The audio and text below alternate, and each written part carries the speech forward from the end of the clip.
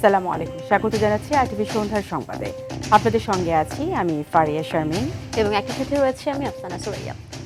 নাইকো দুর্নীতি মামলায় BNP chairperson Begum Khaleda Zia সহ ৮ জনকে খালাস দিয়েছেন আদালত। ঢাকার বিশেষ জজ আদালত ৪-এর বিচারক এই রায় দেন। পর্যবেক্ষণে আদালত বলেছে, রাজনৈতিকভাবে হয়রানি করতে এই মামলা করা হয়। বিএনপির আইন সম্পাদক ব্যারিস্টার কায়সার কামালের অভিযোগ, খালেদা জিয়া ও বিএনপির গায়ে কালিমা লাগাতেই নিজের মামলা প্রত্যাহার করে নাইকো মামলা চালিয়ে গেছে শেখ হাসিনা। সাদিয়া কানিজকে সঙ্গে নিয়ে আতিকুর রহমানের রিপোর্ট। বহুল আলোচিত নাইকো দুর্নীতি মামলায় বিএনপি চেয়ারপারসন খালেদা জিয়া সহ ৮ আসামিকে খালাস দিয়েছেন আদালত। ঢাকার বিশেষ জজ আদালত ৪-এর বিচারক রবিউল আলমের আদালত এই রায় ঘোষণা করেন। খালেদা জিয়া বর্তমানে চিকিৎসার জন্য লন্ডনে অবস্থান করছেন। তার পক্ষে আদালতে উপস্থিত ছিলেন তার আইনজীবী মোহাম্মদ জিয়াউদ্দিন জিয়া। রায়ে আদালত তার পর্যবেক্ষণে বলেন, রাজনৈতিকভাবে হয়রানি করতে এই মামলা করা হয়েছিল। বেগম খালেদা জিয়া সহ সকল আসামিকে এই মামলা থেকে বেকসুর খালাস প্রদান করেছেন। মাননীয় আদালত পরিষ্কার করে বলেছেন যে কোনো সাক্ষী বেগম খালেদা জিয়ার বিরুদ্ধে কোনো অভিযোগ করেন নাই। অন্যান্য যে অভিযোগগুলো আসছে এইগুলো সবগুলো অভিযোগ হচ্ছে শেখ হাসিনার বিরুদ্ধে, এবং এই অন্যান্য আসামিদের বিরুদ্ধে কোনো অভিযোগ প্রতিষ্ঠিত হয় নাই।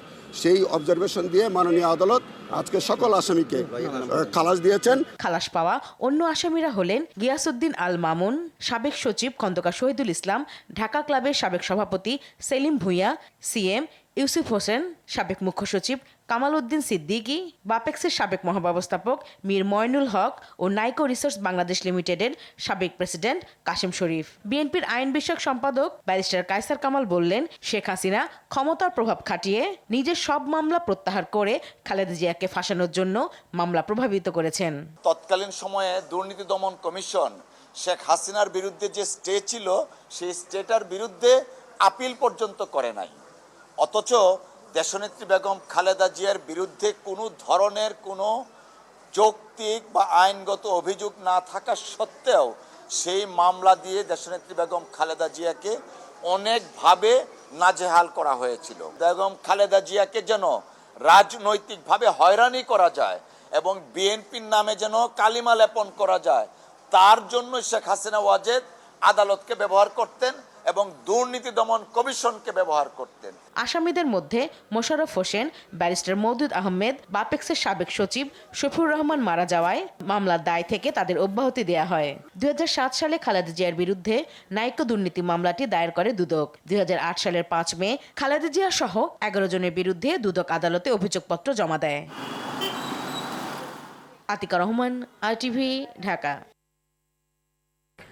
বিএনপির মহাসমাবেশে যুবদল নেতা শামীম হত্যা মামলায় গ্রেপ্তার সাবেক পার্বত্য চট্টগ্রাম বিষয়ক প্রতিমন্ত্রী দীপঙ্কর তালুকদারের 7 দিনের রিমান্ড মঞ্জুর করেছে আদালত। এছাড়াও বৈষম্য বিরোধী আন্দোলনের সময় হত্যা মামলায় হাসিনা সরকারের সন্ত্রাসীদের মধ্যে কামাল আহমেদ মজুমদার, কর্নেল অবসরপ্রাপ্ত ফারুক খান, আনিসুল হক, হাসানুল হক ইনু ও রাশেদ খান মেনন এবং সাবেক ছাত্রলীগ নেতা বেনজির হোসেন নিশিরের 5 দিন করে রিমান্ড দিয়েছে আদালত। সকালে ঢাকার metropolitan magistrate M A Azharul ইসলামের আদালত শুনানি শেষে এই আদেশ দেন। এ সময় রাজধানী নিউ মার্কেট থানার মামলায় সাবেক স্বরাষ্ট্র সচিব মোস্তফা কামাল উদ্দিন, পল্টন মডেল থানার মামলায় সাবেক গৃহায়ন ও গণপূর্ত মন্ত্রী ইঞ্জিনিয়ার মোশাররফ হোসেনকে গ্রেপ্তার দেখানো হয়েছে। এনামুর রহমান এনাম সাহেবকে সাভারের বৈষম্যবিরোধী ছাত্র আন্দোলনের হৃদয় হত্যা মামলায় আজকে সুনির্দেশ দেখানো হয় এবং তার 7 দিনের পুলিশ রিমান্ড আবেদন করলে বিজ্ঞ আদালত তাকে 4 দিনের পুলিশ রিমান্ড মঞ্জুর করে। আজকে জুনায়েদ আহমেদ পলককে ধানমন্ডি থানার 5/9/24 একটি মামলাতে শুধুমাত্র সুনির্দেশ দেখানো হয়েছে, তাকে কোনো রিমান্ড চাওয়া হয় নাই। এবং অন্যান্য মামলাতে আপনার কলাবাগান থানার মামলা 7/12/24 এই মামলাতে ছাত্রলীগ নেত্রী বেনজির হোসেন নিশি, তাকে 7 দিনের রিমান্ড চাওয়া হয় এবং বিজ্ঞ আদালত 5 দিনের রিমান্ড প্রদান করেন। এবং পল্টন 5/8/24 এই মামলাটিতে রাশেদ খান মেনন, হাসানুল হক ইনু এবং কর্নেল ফারুক তাদেরকে 5 দিনের করে রিমান্ড মঞ্জুর করেন। ঝিনাইদহ 3 আসনে আওয়ামী লীগের সাবেক এমপি অবসরপ্রাপ্ত মেজর জেনারেল সালাহ উদ্দিন মিয়াজিকে যশোরে বৈষম্য বিরোধী ছাত্র আন্দোলনের নেতাকর্মীরা আটক করে যৌথ বাহিনীর হাতে তুলে দিয়েছে। গেল রাতে যশোর সদর উপজেলার চাচড়া ইউনিয়নের রুদ্রপুরে মিয়াজির মালিকানাধীন পার্ক শ্যামল ছায়ায় তাকে অবরুদ্ধ করে রাখে ছাত্র জনতা। পরে সেনাবাহিনী ও পুলিশ সদস্যরা এসে তাকে আটক করে। তাকে যশোর ডিবি অফিসে নিয়ে যায়।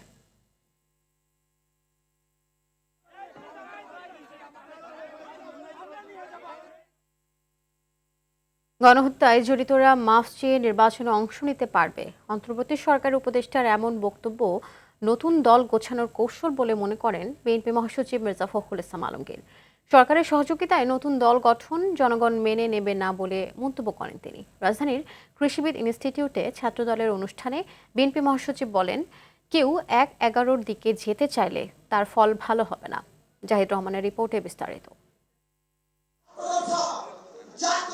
ঢাকা মহানগর উত্তর, দক্ষিণ, পূর্ব ও পশ্চিম ছাত্র দলের সদস্য নবায়ন, নতুন সদস্য ফরম বিতরণ এবং গণ অভ্যুত্থান পরবর্তী বাংলাদেশের নতুন ধারার ছাত্র রাজনীতি শীর্ষক আলোচনার আয়োজন করে জাতীয়তাবাদী ছাত্রদল।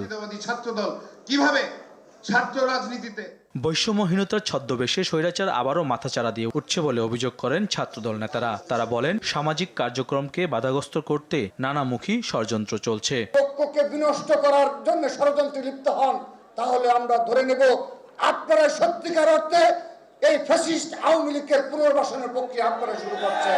বিএনপি মহাসচিব স্থানীয় সরকার উপদেষ্টার সাম্প্রতিক বক্তব্যের কঠোর সমালোচনা করেন। তিনি বলেন, অন্তর্বর্তী সরকারের কর্মকাণ্ডে তাদের নিরপেক্ষতা নিয়ে জনমনে সন্দেহ তৈরি হয়েছে। স্থানীয় সরকার উপদেষ্টা যিনি আছেন তিনি বলেছেন, ফ্যাসিস্টদের লোকেরা যদি কেউ মাপ চেয়ে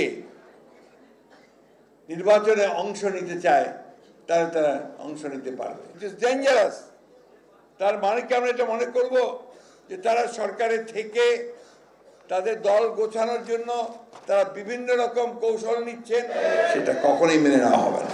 গণতান্ত্রিক রাষ্ট্র ব্যবস্থায় ফিরে যাওয়াই এখন সকলের একমাত্র চাওয়া বলে মন্তব্য করেন মির্জা ফখরুল। ১-১১ যারা তৈরি করেছে তারা টিকতে পারেনি মানুষের কাছে। আবারও হুঁশিয়ার করে বলে দিতে চাই, যদি আবার কেউ সেই ১-১১-র কথা চিন্তা করেন, গণতন্ত্রকে বিসর্জন দিয়ে আবার সেই একদলীয় শাসন বা ফ্যাসিস্ট আন্দোলন, ফ্যাসিস্ট সরকারের দিকে যেতে চান, তারা কখনোই জনগণ মেনে নেবে না।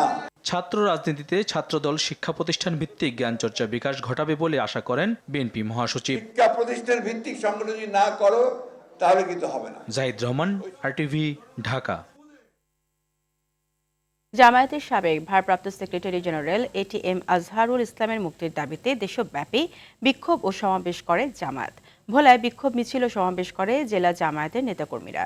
চাঁদপুরে সমাবেশ ও বিক্ষোভ মিছিল হয়েছে। নরসিংদীতে জেলা জামায়াতের উদ্যোগে বিক্ষোভ সমাবেশ ও মিছিল হয়। সমাবেশ তাকে মুক্তি না দেওয়া হলে বৃহত্তর আন্দোলন ডাক দেওয়ার হুঁশিয়ারি দেয় নেতাকর্মীরা। পিরোজপুরে ATM আজহারুল ইসলামের মুক্তির দাবিতে দেশব্যাপী কেন্দ্রীয় কর্মসূচির অংশ হিসেবে সমাবেশ হয়। এতে জামায়াতের কেন্দ্রীয় নায়েবে আমির প্রয়াত দেলোয়ার হোসেন সাঈদীর ছেলে মাসুদ সাঈদী বলেছেন, ষড়যন্ত্রের মাধ্যমে ATM আজহারের মুক্তি দেওয়া হচ্ছে না। এছাড়া বরিশাল, রংপুর, মেহেরপুর, বাগেরহাট, ঝালকাঠি, রাজবাড়ী, ঠাকুরগাঁও, শেরপুর সহ বিভিন্ন জেলায় সমাবেশ ও বিক্ষোভ করে জেলা জামায়াত।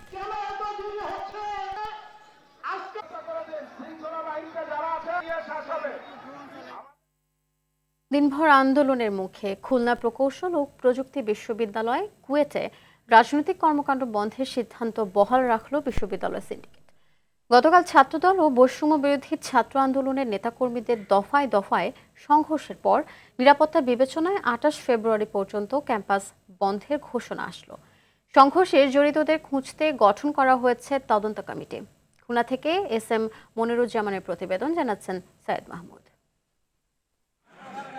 ছাত্র জনতার অভ্যুত্থানের পর গেল ১১ই আগস্ট খুলনা প্রকৌশল ও প্রযুক্তি বিশ্ববিদ্যালয়ে রাজনীতি নিষিদ্ধ করে বিশ্ববিদ্যালয় সিন্ডিকেট। কিন্তু সেই নিষেধাজ্ঞা অমান্য করে গতকাল ক্যাম্পাসে লিফলেট বিতরণ করে ছাত্রদল। পরে রাজনীতি বন্ধের দাবিতে আন্দোলনে থাকা বৈষম্য বিরোধী ছাত্রদের সঙ্গে সংঘর্ষ হয় তাদের। সেই জেরে ফের উত্তপ্ত কুয়েট। আমরা কুয়েট ক্যাম্পাসের বাইরে খেতে যেতে ভয় পাই, কিছু কিনতে যেতে ভয় পাই, এই বুঝি আক্রমণ হলো। শিক্ষার্থীদের আন্দোলনের মুখে রাজনীতি বন্ধের সিদ্ধান্ত বহাল রাখে কুয়েটের ৯৩তম সিন্ডিকেট সভা। এছাড়া ছাত্রদল ও বৈষম্য বিরোধী ছাত্র আন্দোলনের নেতাকর্মীদের মধ্যে সংঘর্ষের ঘটনায় গঠিত কমিটিকে ৩ কর্মদিবসে প্রতিবেদন দিতে বলা হয়। শিক্ষার্থীদের নিরাপত্তায় ২৮ ফেব্রুয়ারি পর্যন্ত বন্ধ থাকবে ক্যাম্পাস। আমাদের অতি সত্বর ভিসি স্যার, প্রভিসি স্যার এবং ডিএসডব্লিউ স্যার নিয়োগ দেওয়ার মাধ্যমে আমাদের ক্লাস শুরু করার জন্য। উপাচার্যের পদত্যাগ সহ 6 দফা দাবিতে কুয়েটের প্রশাসনিক ও একাডেমিক ভবনে তালা ঝুলিয়ে দেয় শিক্ষার্থীরা। এক পর্যায়ে 24 ঘন্টা অবরুদ্ধ থাকার পর বের হয়ে আসেন উপাচার্য। এদিকে গতকালের সংঘর্ষের ঘটনায় ছাত্রদল ও বৈষম্য বিরোধী শিক্ষার্থীরা একে অপরকে দুষছে। ছাত্রদল বলছে লিফলেট বিতরণ কর্মসূচিতে বৈষম্য বিরোধী শিক্ষার্থী ও শিবির কর্মীরা প্রথম হামলা করে। যখন বাংলাদেশ জাতীয়তাবাদীর আদর্শে অসংখ্য নবীন শিক্ষার্থী আকৃষ্ট হচ্ছে ও রাজনৈতিকভাবে সম্পৃক্ত হচ্ছে, ঠিক তখনই আন্ডারগ্রাউন্ড অপরাজনীতির অতি উৎসাহী চর্চার মাধ্যমে প্রতিঘাতমূলক নানান গুপ্ত কার্যক্রম ও অপপ্রচারকে পুঁজি করে উস্কানি সহিংসতার পথ বেছে নিয়েছে কিছু গুপ্ত সংগঠন। বৈষম্য বিরোধী শিক্ষার্থীরা বলছে ছাত্র রাজনীতি নিষিদ্ধ থাকলেও ছাত্রদল কর্মসূচি পালন করে এবং বহিরাগত নিয়ে এসে শিক্ষার্থীদের উপর হামলা করে। ঘটনার পর ক্যাম্পাসে অতিরিক্ত পুলিশ মোতায়েন করা হয়েছে। এদিকে সংঘর্ষে অস্ত্র হাতে থাকা যুবদল নেতা মাহবুবুরকে দল থেকে বহিষ্কার করা হয়েছে। সৈয়দ মাহমুদ, RTV। এই মুহূর্তে খুলনা প্রকৌশল ও প্রযুক্তি বিশ্ববিদ্যালয় থেকে সরাসরি যুক্ত হচ্ছেন সহকর্মী SM মনিরুজ্জামান। মনির, 28 ফেব্রুয়ারি পর্যন্ত তো ক্যাম্পাস বন্ধ, তো এই মুহূর্তে শিক্ষার্থীরা তো ক্যাম্পাস ছেড়ে যাচ্ছে, এই কি অবস্থা দেখছেন সেখানে এই মুহূর্তে জানাবেন। হ্যাঁ ফারিয়া, যেমনটা বলছিলেন, কুয়েটের সিন্ডিকেট সবাই আজ 28 তারিখ পর্যন্ত শিক্ষা কার্যক্রম এবং প্রশাসনিক কার্যক্রম স্থগিত ঘোষণা করেছেন। যার ফলে কিন্তু আজ বিকাল থেকেই সাধারণ শিক্ষার্থীরা অনেকেই কিন্তু তার স্ব গ্রামের বাড়ি বা অন্য কোথাও যে স্থায়ী ঠিকানা রয়েছে সেই উদ্দেশ্যে যাত্রা করেছেন। আমি বিকাল থেকেই অবস্থান করছি এই ক্যাম্পাসে এবং দেখেছি অনেকেই চলে গিয়েছেন। এছাড়া কিন্তু যে সকল বিক্ষুব্ধ ছাত্রছাত্রীরা আন্দোলন করে আসছেন তারাও কিন্তু মেডিকেলের সামনে অবস্থান নিয়ে তারাও ভিসি প্রভিসির পদত্যাগ দাবি করেছেন এবং তারা কিন্তু এই মুহূর্তে তার ভিসি প্রভিসি এবং ছাত্র কল্যাণের যে পরিচালক রয়েছেন তাদেরকে অবঞ্চিত ঘোষণা করেছেন। যার ফলে কিন্তু তারা ছাত্ররা যে কথাটি বলেছেন এই তিনজনকে তারা আর এই ভার্সিটিতে দেখতে চায় না। তারা সরকারের প্রতি দাবি জানিয়েছেন, আহ্বান জানিয়েছেন অনতিবিলম্বে যেন এই 3টি পদে নতুন কাউকে নিয়োগ দেওয়া হয়। সব মিলিয়ে কিন্তু খুলনা প্রকৌশল ও প্রযুক্তি বিশ্ববিদ্যালয়ের যে উত্তপ্ত অবস্থা ছিল সেই উত্তপ্ত অবস্থা এখন কিছুটা নমনীয় অবস্থানে রয়েছে। তবে এখন পর্যন্ত শিক্ষা কার্যক্রম বন্ধ থাকার কারণে অনেক ছাত্রছাত্রী হল ছেড়েছেন বলে আমি জানতে পেরেছি। ফারিয়া, এই ছিল খুলনা প্রকৌশল ও প্রযুক্তি বিশ্ববিদ্যালয় থেকে ছাত্র আন্দোলনের সর্বশেষ তথ্য। ফারিয়া। মনির, আপনাকে ধন্যবাদ। খুলনা প্রকৌশল ও প্রযুক্তি বিশ্ববিদ্যালয়ে ছাত্রদল কোনো হামলা করেনি দাবি করে সংগঠনটির সভাপতি রাকিবুল ইসলাম বলেছেন, তাদের কর্মীদের উপর ছাত্র শিবির ও বৈষম্য বিরোধী ছাত্র আন্দোলন পরিকল্পিতভাবে হামলা চালিয়েছে। ছাত্রদলের বিরুদ্ধে ষড়যন্ত্র ও অপপ্রচার চালানোর অভিযোগ করে তিনি বলেন, রাজনৈতিক ফায়দা নেওয়ার চেষ্টা করছে আন্ডারগ্রাউন্ডের রাজনীতিতে বিশ্বাসী একটি দল। তবে বিশ্ববিদ্যালয়টিতে সহিংসতার ঘটনার সুষ্ঠু তদন্ত ও বিচারের দাবি জানান ছাত্রদল সভাপতি। তাদের নেতাকর্মীর বিরুদ্ধে কোনো অন্যায়ের অভিযোগ আসলে সাংগঠনিকভাবে ব্যবস্থা নেওয়া হবে বলেও জানান তিনি। ঢাকা বিশ্ববিদ্যালয়ের TSC-তে সংবাদ সম্মেলনে এসব কথা বলেন রাকিবুল ইসলাম।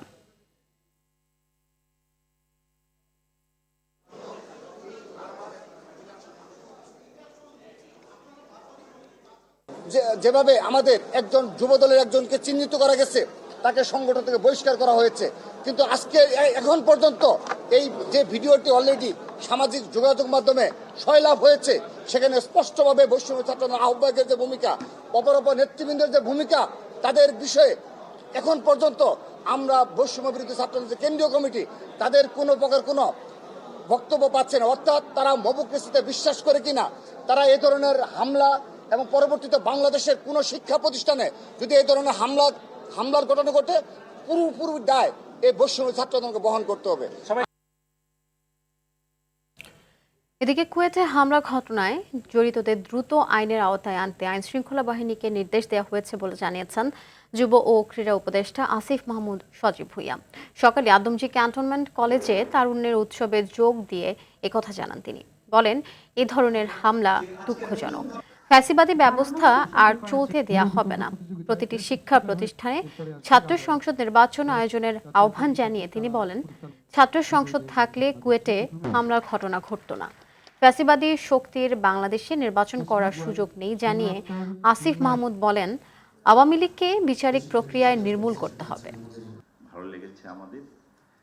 আমরা আইনশৃঙ্খলা বাহিনীর সাথে কথা বলছি এই বিষয়টি পুঙ্খানুপুঙ্খ তদন্ত করে ভিডিও ফুটেজ যা ছবি আছে সেগুলো দেখে কারা এর সাথে জড়িত, কারা অস্ত্রের মহড়া দিয়েছে, সে যেই হোক, তার পরিচয় যাই হোক, তাকে শাস্তির আওতায় আনার জন্য যথাযথ ব্যবস্থা নেওয়া হবে। ফ্যাসিবাদের সময়ে যেই ইভিল প্র্যাকটিসগুলো ছিল, ক্যাম্পাসে ছাত্রদের উপর নিপীড়ন, নির্যাতন, গেস্ট রুম, গণরুমের মতো যেই বিষয়গুলো ছিল, ছাত্র রাজনীতির যেই নেতিবাচক দিকগুলো ছিল, সেগুলো আর কখনোই ফিরে না আসুক। শ্রম ও কর্মসংস্থান মন্ত্রণালয়ের অধীন বাংলাদেশ শ্রমিক কল্যাণ ফাউন্ডেশনের তহবিলে ১,৬,১৭,২১৪ টাকার চেক হস্তান্তর করেছেন ডাক, টেলিযোগাযোগ ও তথ্য ও যোগাযোগ প্রযুক্তি মন্ত্রণালয়ের উপদেষ্টা নাহিদ ইসলাম। সচিবালয়ের নৌ পরিবহন মন্ত্রণালয়ের সভাকক্ষে উপদেষ্টা নাহিদ ইসলাম শ্রম ও কর্মসংস্থান মন্ত্রণালয়ের উপদেষ্টা এম শাখাওয়াত হোসেনের নিকট আর্থিক সহায়তার চেক প্রদান করেন। বাংলাদেশ সাবমেরিন কেবলস পিএলসি 2023-24 অর্থ বছরের মুনাফা থেকে এই অর্থ প্রদান করা হয়। উপদেষ্টা নাহিদ ইসলাম বলেন, এই অর্থ শ্রমিকদের ন্যায্য পাওনা সহ অন্যান্য নাগরিক সুবিধা প্রদানে ব্যয় করা হবে।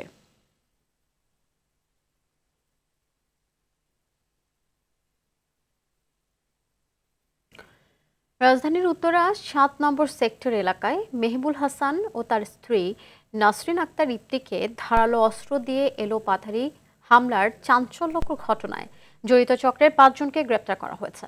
দুপুরে সংবাদ সম্মেলনে এ তথ্য জানান ডিএমপি উত্তরা বিভাগের ডিসি রৌনক জাহান। তিনি জানান, উঠতি বয়সী ও মাদকাসক্তরা ছিনতাইয়ের কাজে জড়িত। বিস্তারিত জানাচ্ছেন এহতেশামুল গনি। বেপরোয়া বাইক চালানোর প্রতিবাদ করায় মেহবুল হাসান ও তার স্ত্রী নাসরিন আক্তার ইপ্তিকে ধারালো অস্ত্র দিয়ে সরাসরি আঘাত করে কিশোর গ্যাং সদস্যরা। রিকশায় ধাক্কা দেওয়া বাইক আরোহীরা ওই দম্পতিকে হুমকি দেয় এবং ফোন করে আরও কয়েকজনকে ডেকে আনলে তারা অস্ত্রসহ ওই দম্পতির ওপর চড়াও হয়। এ ঘটনায় উত্তরা বিভাগের ডিসি রৌনক জাহান জানান, চাঞ্চল্যকর এই ঘটনায় জড়িত চক্রের 5 জনকেই গ্রেপ্তার করা হয়েছে, যাদের কেউই উত্তরা স্থানীয় নয়। এখানকার যে 5 জন যে সাসপেক্ট, তার মধ্যে একজনকে কিন্তু আমরা টঙ্গীর মাজার বস্তি থেকে আটক করেছি। তো এই ধরনের উঠতি বয়সীরা যারা মূলত মাদকাসক্ত এবং ডেজার্টেড। আগেও আমি একদিন আপনাদেরকে বলেছি যে এই যে ছিনতাই গ্রুপগুলি আমরা দেখেছি যে তাদের অ্যানালাইসিস করে তারা মূলত পরিত্যক্ত অবস্থায় বড় হয়েছে, তারা স্ট্রিট চিলড্রেন হিসেবে বড় হয়েছে এবং পরবর্তীকালে মাদকাসক্ত এবং অন্যান্য অপরাধে তারা জড়িত হয়েছে। তিনি আরও বলেন, এদের মতো ভাসমান অপরাধীরাই রাজধানীতে চুরি ছিনতাইয়ের মতো ঘটনা ঘটাচ্ছে। তাদেরকে আমরা যতই অ্যারেস্ট করি, তারা কিন্তু জামিনে বের হয়ে আসে এবং তাদের বিচার কার্যটা অত্যন্ত কঠিন হয়ে পড়ে, কারণ তাদের কোনো স্থায়ী ঠিকানা নেই, তারা মূলত ভাসমান। রাজধানীতে কিশোর গ্যাং যেন আধিপত্য বিস্তার করতে না পারে সে বিষয়ে পুলিশকে সহায়তা করতে সর্বসাধারণের প্রতি আহ্বান জানান তিনি। এটার জন্য আসলে একটা সমন্বিত এফোর্ট দরকার। ইফতেসামুল গনি, RTV, ঢাকা। 27তম বিসিএসে নিয়োগ বঞ্চিত 1137 জনের চাকরি ফেরত চেয়ে আপিলের শুনানি শেষ। আগামীকাল রায় ঘোষণা করবেন আপিল বিভাগ। বুধবার প্রধান বিচারপতি ডক্টর সৈয়দ রেফাত আহমেদের নেতৃত্বে 5 বিচারপতির আপিল বেঞ্চ রায়ের জন্য ধার্য করেন।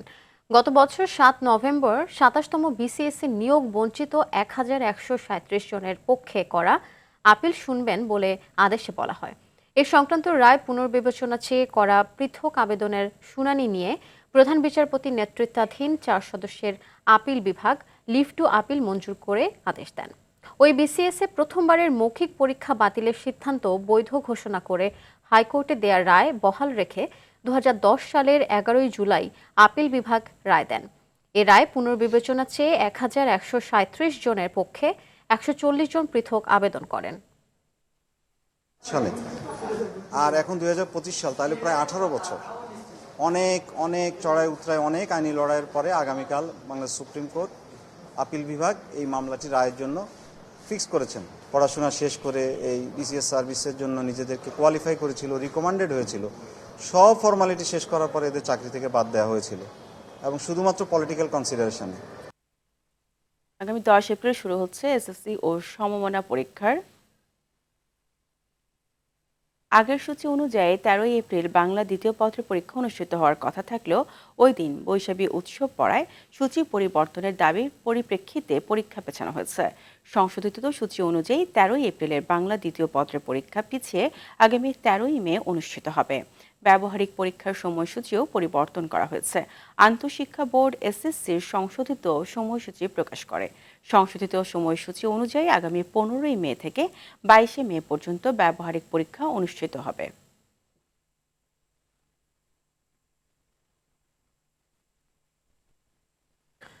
ইমাম মুয়াজ্জিনদের জন্য পে স্কেল তৈরি কার্যক্রম চলছে বলে জানালেন ধর্ম উপদেষ্টা ডক্টর আফম খালিদ হোসেন।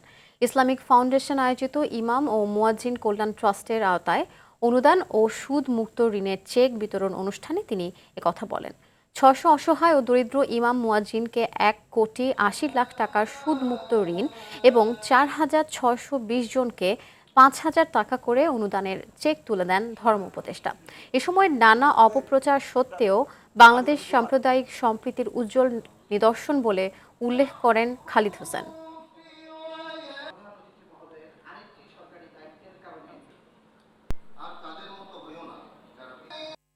মসজিদের ব্যবস্থাপনা নীতিমালা তৈরি করছে এবং ইমামদের একটা পে স্কেলের আওতায় এনে যেগুলো সরকারি মসজিদ, স্বায়ত্তশাসিত, অর্ধস্বায়ত্তশাসিত এবং কর্পোরেট ওয়াকফ আন্ডারে যে সমস্ত মাসাজিদ আছে ওইগুলোতে ইমাম, মুয়াজ্জিন, পেশ ইমাম, খাদেমের জন্য একটা স্কেল কার্যকর করার চেষ্টা করব অর্থ মন্ত্রণালয়ের সাথে আলাপ করে। প্রতি বছরই রমজান আসার আগে সব ধরনের পণ্যের দাম হু হু করে বাড়তে শুরু করলেও এবারে চিত্র কিছুটা ভিন্ন। শুল্ক ছাড় দেওয়ার পাশাপাশি ঋণপত্র খুলতে মার্কিন ডলারের সংকট কেটেছে। ফলে এবার রমজান উপলক্ষে নিত্যপণ্যের আমদানি দ্রুত বাড়ছে। জানুয়ারি মাসে বিপুল পরিমাণ নিত্যপণ্য আমদানি হয়েছে, যা অনেক ক্ষেত্রে পুরো রোজার মাসের চাহিদার সমান। বাজারে কোনো পণ্যের সরবরাহ ঘাটতি হওয়ার আশঙ্কা নেই বলে মনে করছে সংশ্লিষ্টরা। এদিকে রমজানকে কেন্দ্র করে সারা দেশে শুরু হয়েছে বাজার মনিটরিং। ভোক্তা সংরক্ষণ অধিদপ্তর চট্টগ্রামের পক্ষ থেকে সকালে কাজের দেউরি বাজারে অভিযান পরিচালনা করা হয়েছে। এ সময় বেশ কয়েকটি দোকানকে মূল্য তালিকা না থাকা সহ বিভিন্ন অনিয়মের দায়ে 30,000 টাকা জরিমানা করা হয়েছে।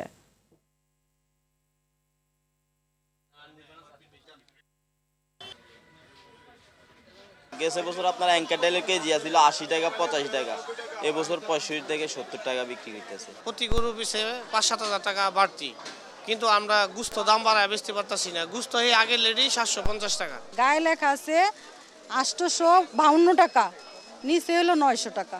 মাংসের যে দোকানগুলি তাদেরকে বারবার বলার পরেও তারা মূল্য তালিকা রাখছে না। তো এটার জন্য আমরা 4টা প্রতিষ্ঠানকে 20,000 টাকা অর্থদণ্ড করেছি, 5,000 করে। এক সপ্তাহের ব্যবধানে দিনাজপুরের হিলিতে কমেছে দেশি আলু ও পেঁয়াজের দাম। দেশি আলু প্রকারভেদে কেজি প্রতি 5 টাকা কমে 12 থেকে 15 টাকা এবং দেশি পেঁয়াজ কেজি প্রতি 8 টাকা কমে 30 টাকা কেজি দরে বিক্রি হচ্ছে। বাজারে সরবরাহ বাড়ায় দাম কমছে বলে জানান খুচরা বিক্রেতারা। এদিকে ভরা মৌসুমে ভারত থেকে পেঁয়াজ আমদানি বন্ধের দাবি কৃষকদের। দাম কমায় কিছুটা স্বস্তি ফিরেছে সাধারণ ক্রেতাদের মাঝে। ইলেকট্রনিক্স খাতের অন্যতম ব্র্যান্ড ওয়ালটন পণ্যের ক্রেতারা আবারও পাচ্ছেন মিলিয়নিয়ার হওয়ার সুযোগ। আসছে ঈদে ক্রেতাদের জন্য এই সুবিধা ঘোষণা করে দেশব্যাপী ডিজিটাল ক্যাম্পেইন সিজন 22 শুরু করেছে ওয়ালটন। দেশের যে কোনো ওয়ালটন প্লাজা ও পরিবেশক শোরুম থেকে fridge, air conditioner, washing machine অথবা বিএলডিসি ফ্যান কিনে ক্রেতারা পেতে পারেন 10 লাখ টাকা। এছাড়া রয়েছে লাখ লাখ টাকার ক্যাশ ভাউচার সহ নিশ্চিত উপহার। চলতি বছরের 20 ফেব্রুয়ারি থেকে ঈদুল আজহা পর্যন্ত এই অফার চলবে। রাজধানীর ওয়ালটন কর্পোরেট অফিসে উদ্বোধনী অনুষ্ঠানে এসব তথ্য জানানো হয়।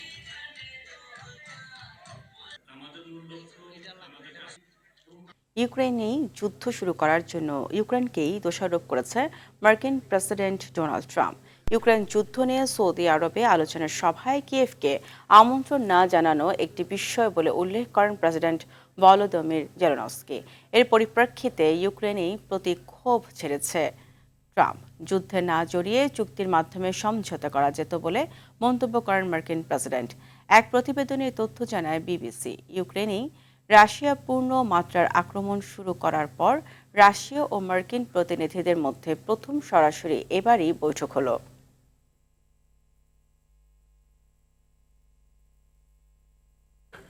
ফিলিস্তিনের গাজায় যুদ্ধবিরতির দ্বিতীয় ধাপের আলোচনা করতে সম্মত হয়েছে ইসরায়েল। মঙ্গলবার দেশটির পররাষ্ট্র মন্ত্রণালয় এক বিবৃতিতে জানায়, এই সপ্তাহেই মধ্যস্থতাকারীদের সঙ্গে বৈঠকে বসতে আগ্রহী তেল আবিব।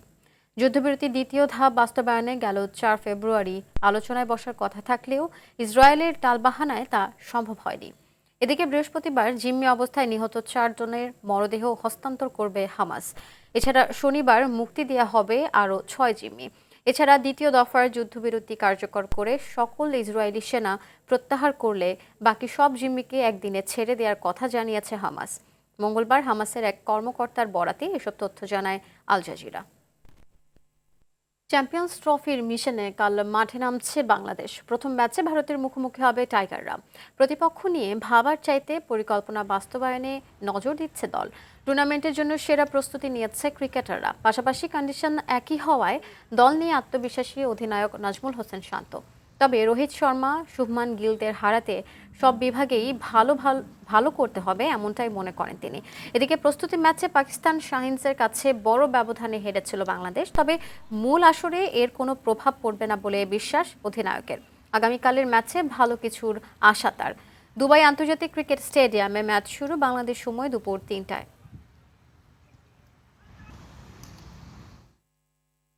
চ্যাম্পিয়ন্স ট্রফিতে নিজেদের প্রথম ম্যাচে চাপহীন ক্রিকেট খেললে ভারতের বিপক্ষে জয় পাওয়া সম্ভব বলে মনে করেন জাতীয় দলের সাবেক অধিনায়ক খালেদ মাসুদ পাইলট। তবে ভারতের বিশ্বমানের বোলিং লাইন আপের বিপক্ষে টাইগার ব্যাটারদের কঠিন পরীক্ষা দিতে হবে বলেও মত তার।